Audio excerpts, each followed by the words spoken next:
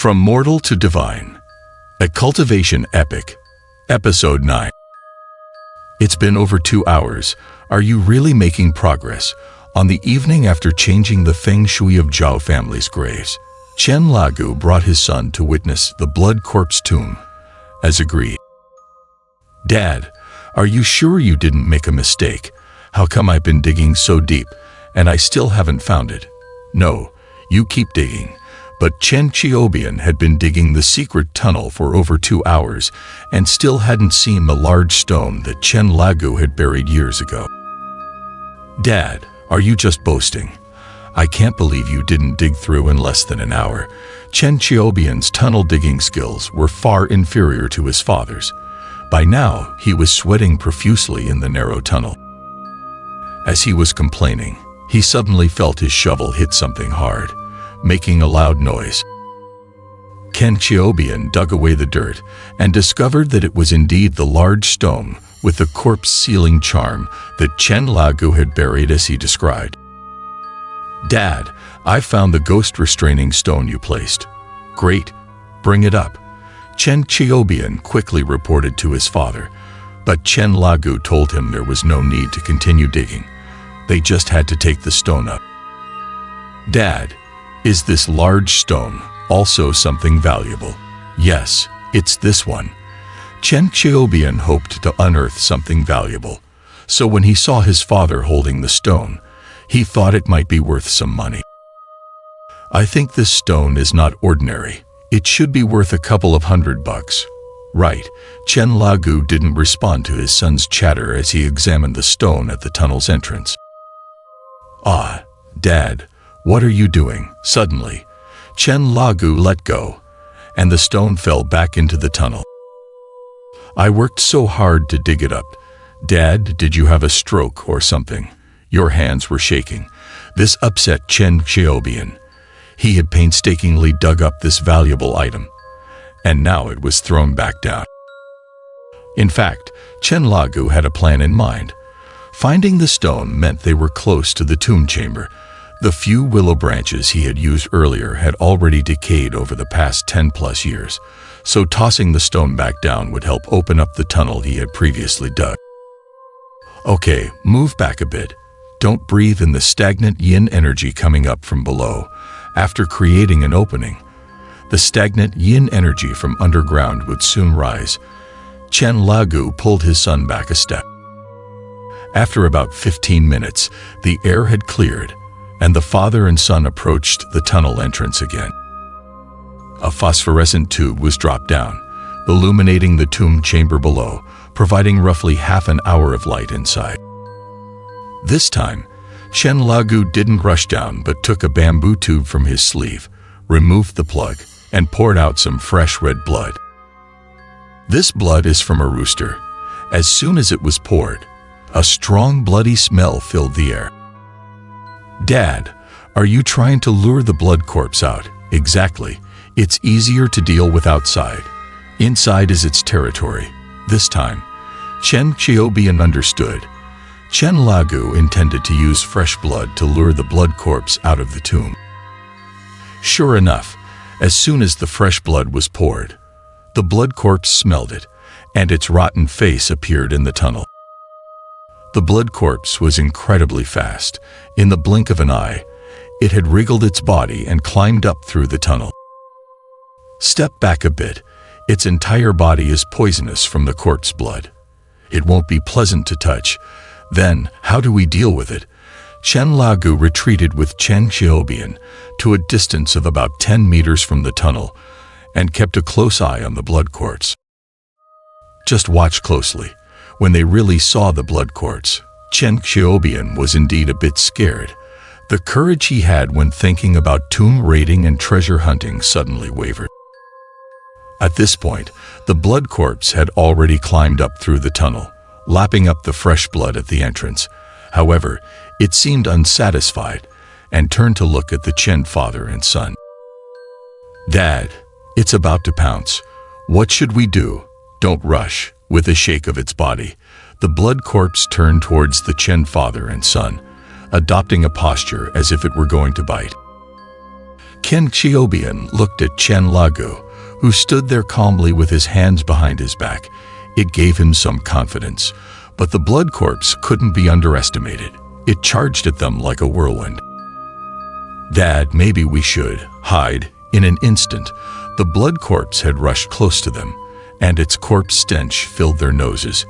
Chen Xiaobian had never seen such a terrifying scene before and was starting to feel overwhelmed.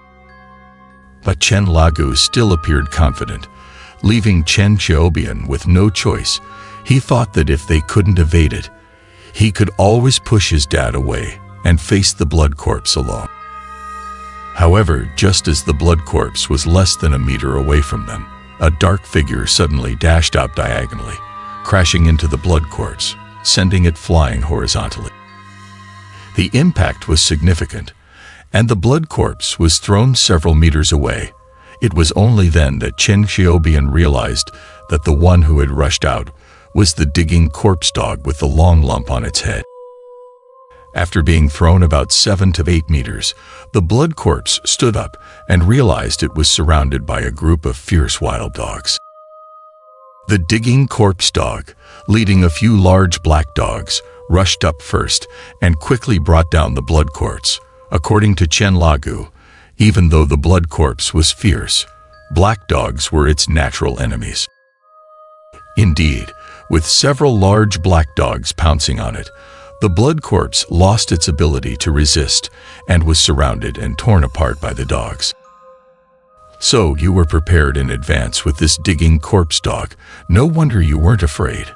I even thought of fighting desperately. I can handle it myself, but there's no need to take risks. That's the characteristic of us from the Tian'er family mountain." Chen Lagu explained to his son that the Tian'er family mountain was a sect founded during the late Qing dynasty. It was different from other tomb raiding groups. Members of the Tian'er family mountain were few in number and always acted alone, using various spiritually attuned animals to search for treasures in the mountains. "We are not just tomb raiders. We're also experts in feng shui, exorcism, or anything else that we can do. Since the founding of the sect, which has spanned more than 10 generations, it has remained small in number because it doesn't interact with other groups. It doesn't limit itself to a single profession, but instead follows the principle of benefiting society, intervening in various matters as necessary. Our specialty is different from other tomb raiding groups. We act alone. We don't form teams. We have Tian'er protecting us wherever we go." As Chen Lagu explained, the Tian'er family mountain was founded as a sect during the late Qing dynasty. Unlike other tomb raiding groups that operated as collectives, the members of the Tian'er family mountain were few and always acted independently. They used various spiritually attuned animals to search for treasures. The most famous generation in our sect's history was led by the charismatic Luo Sheng. He once led 9 routes of Tian'er families, traveled all over famous mountains and great lakes, and discovered countless treasures. He received acclaim from various circles, but later, due to turbulent times, his whereabouts became unknown. The 9 routes of Tian'er families, led by Luo Sheng, were each led by a leader of their respective clans. Their strength was probably unmatched by later generations, because there was natural rivalry between the various routes of Tian'er families. The fact that Luo Sheng was able to unite them under his leadership demonstrated that he possessed extraordinary abilities in Taoism and magical arts.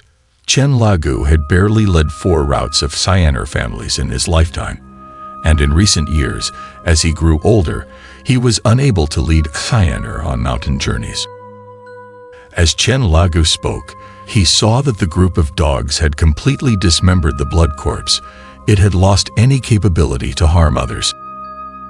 The digging corpse dog dug out the heart of the blood corpse and looked back at Chen Lagu, seemingly announcing its victory. "All right, let's go. We can take a look below now." With the blood corpse defeated, Chen Lagu finally relaxed. He turned and called out to Chen Xiaobian, signaling that they could descend into the tomb. "Dad, wait for me. This is my first time in a tomb." What's wrong? Are you scared? Since the blood corpse was gone, there were no other dangers inside the tomb. The father and son had no more reservations.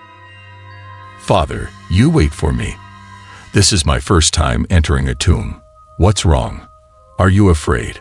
With the blood corpse eliminated, there were no other threats inside the tomb. The father and son were no longer concerned. This tomb doesn't seem to have much loot, maybe just some valuables in the main coffin.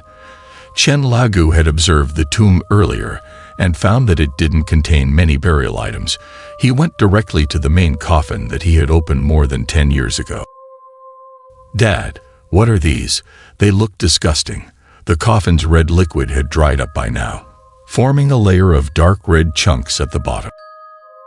If you find this disgusting, maybe you shouldn't be in this profession. We make our living by searching for treasures in corpses. Chen Lagu had a high level of skill and a strong stomach. Not bothered by the gruesome sight, he squatted down and started searching at the bottom of the coffin. To their surprise, Chen Lagu found 2 items: a jade handle covered in dried corpse blood, which was now a vivid red, and a dagger that appeared to be in remarkably good condition. Ah, Dad, this is so scary. Chen Lagu placed the jade handle into his sleeve, then pulled out the dagger. The tomb chamber suddenly became illuminated as if struck by lightning. The blade emitted an eerie cold light, startling Chen Qiubian, who quickly stepped back. This dagger carries a heavy, malevolent aura and seems to have a spirit of its own. Don't blame you for being scared. Chen Qiubian was terrified. But Chen Lagu felt like he had struck gold on this tomb raid. He carefully stored the dagger.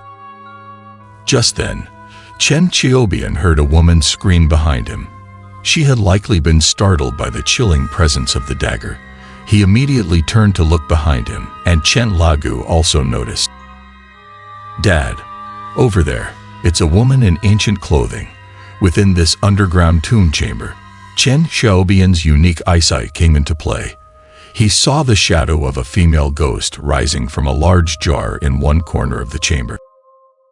The woman was dressed in ancient attire and appeared unable to leave the jar. She kept her head lowered, crying. She didn't seem to have any malicious intent. Instead, she appeared pitiful. She should be the favorite concubine of the tomb's owner, buried alive in the jar, because she wasn't the main wife and couldn't enter the coffin. So that's the case. Chen Lagu analyzed that she was likely a buried concubine, unable to leave because of her low status. Her spirit couldn't depart. All right, go light 3 sticks of incense and open the jar lid so she can move on to her next life. This is something we should take care of too. Chen Lagu handed 3 sticks of grass incense to his son and instructed him to release the spirit of the woman. All right, follow the incense and move on to your next life, but don't forget to repay our kindness. These incense sticks are quite expensive. Ah, she looked quite beautiful as a ghost, but in death, she's turned into a pile of bones. Every time Chen Qiubian engaged in this kind of unprofitable business, he couldn't help but complain. This time was no exception. All right, Miss, follow the incense and go on. Don't forget to put in a good word for us with the underworld. As soon as the jar lid was opened, a faint white smoke began to rise. Remember, be reborn as a beautiful lady next time. Don't become a concubine again in your next life. The white smoke followed the path of the incense sticks and drifted out of the tomb. All right, there's nothing valuable left. Let's go. Chen Lagu calculated that they had been down here for more than 20 minutes, and the phosphorus flare was about to burn out. Seeing that there was nothing valuable left, he called to his son to come back up. Dad, there's something here. Can I take it out and give it to Chunny? However, Chen Qiubian seemed a bit hesitant. It turned out that Chen Qiubian had his eyes on a jade bracelet on the arm of the female corpse inside the jar. He wanted to take it as a gift for Chunny. Sure, why not? But that jade bracelet is probably worth tens of thousands. Can you bear to part with it? Tens of thousands. Just give it as a gift. However, Chen Lugu's words nearly made Chen Xiaobian jump. It was no surprise, as in recent years, women's consumption had become mainstream, and jewelry like jade was often more valuable than ancient swords and daggers. Dad, is it really worth that much money? I need to think it over. Listening to Chen Xiaobian's incessant chatter all the way, the two climbed back up to the surface using the coffin nail rope. Shani is my future daughter-in-law, but we're so poor. We need to save for your coffin. Chen Xiaobian was still contemplating the jade bracelet. However, Chen Lugu's gaze shifted to the pack of dogs led by the corpse-digging dog. By now, the dogs had devoured the bloodthirsty corpse completely, not leaving a single bone fragment behind. Thank you very much. We'll definitely send a big gift to express our gratitude another day. Chen Lugu raised his hand in gratitude to the corpse-digging dog. Chen Xiaobian, now knowing the dog had saved his life, felt closer to it and followed his father's example by bowing slightly. The corpse-digging dog seemed to recognize Chen Xiaobian, gave him a few glances, then turned its head to the sky and barked several times, as if issuing a command. It then led the pack of dogs into the thickets, disappearing from sight. Don't keep looking, don't dwell on it. Let's go down the mountain. Seeing that Chen Xiaobian was still lost in thought, Chen Lugu thought he might be contemplating his own identity and urged him to prepare to descend the mountain. Dad, you and Chani are the most important people to me, but if I give it to her and she doesn't marry me, won't that be a loss? But when Chen Xiaobian finally spoke, Chen Lugu nearly spat out a mouthful of blood. You talk too much, you know. Don't. I'll shut up. Chen Lugu didn't want to hear any more of his son's nonsense, so he reached out and pulled out the dagger he had obtained in the tomb, causing a flash of cold light. Chen Xiaobian was scared and retreated to the side. Kid, actually, this is the real treasure we got today. Isn't this worth much less money? Seeing that Chen Xiaobian had closed his mouth, Chen Lugu explained to his son that while the two jade items might be more valuable, the true treasure was this dagger. So powerful, this dagger carries a heavy, malevolent aura and has already formed a blade spirit. Once tamed, it can warn us of danger and keep malicious entities at bay. Chen Lugu explained the many benefits of this dagger to Chen Xiaobian, leaving his son astonished. Dad, how do we tame it then? I had one before, and it took a lot of effort to tame it. In the next installment, we'll discuss how Chen Lugu tamed this ominous weapon.